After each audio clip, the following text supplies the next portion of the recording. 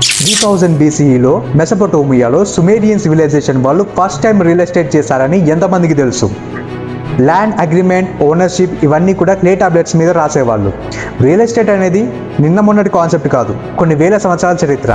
Hi, I'm Shivasai realtor. Welcome to learn real estate in 30 days series day 1.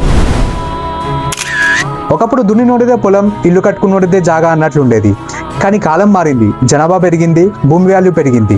Clarity కోసం records, boundaries and agreements వచ్చాయి. ఇక్కడే real estate అనేది ఒక system లాగా మారింది. అసలు ఈ రియల్ ఎస్టేట్ అనే term first time 12th-13th century medieval పీరియడ్లో యూజ్ చేశారు. ఇది ఒక లాటిన్ లాంగ్వేజ్ వర్డ్. రియల్ అంటే అర్థం రియల్ ప్రాపర్టీ అని, ఎస్టేట్ అంటే ఓనర్షిప్ అనే అర్థం. ఎనీ ఇమ్మూవబుల్ ప్రాపర్టీకి ఓనర్షిప్ని డిక్లేర్ చేసేదే రియల్ ఎస్టేట్. సింపుల్ లాంగ్వేజ్లో చెప్పాలి అంటే ల్యాండ్ అండ్ దాని మీద చేసే కన్స్ట్రక్షన్స్ ఏదైనా సరే, like house, apartment, buildings and complexes, everything కూడా రియల్ ఎస్టేట్ కిందకే వస్తాయి. కానీ ఇందులో మెయిన్ వాల్యూ మాత్రం ల్యాండ్కే ఉంటుంది. Real estate is the biggest and strongest, most valuable asset market. World ఎకానమీకి ఇది ఒక బ్యాక్ బోన్ లాంటి సెక్టర్.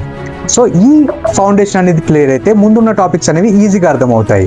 సో నెక్స్ట్ టాపిక్స్లో మనం మెజర్మెంట్స్ గురించి మాట్లాడుకోవాలి అనుకుంటే please like, follow and subscribe my channel.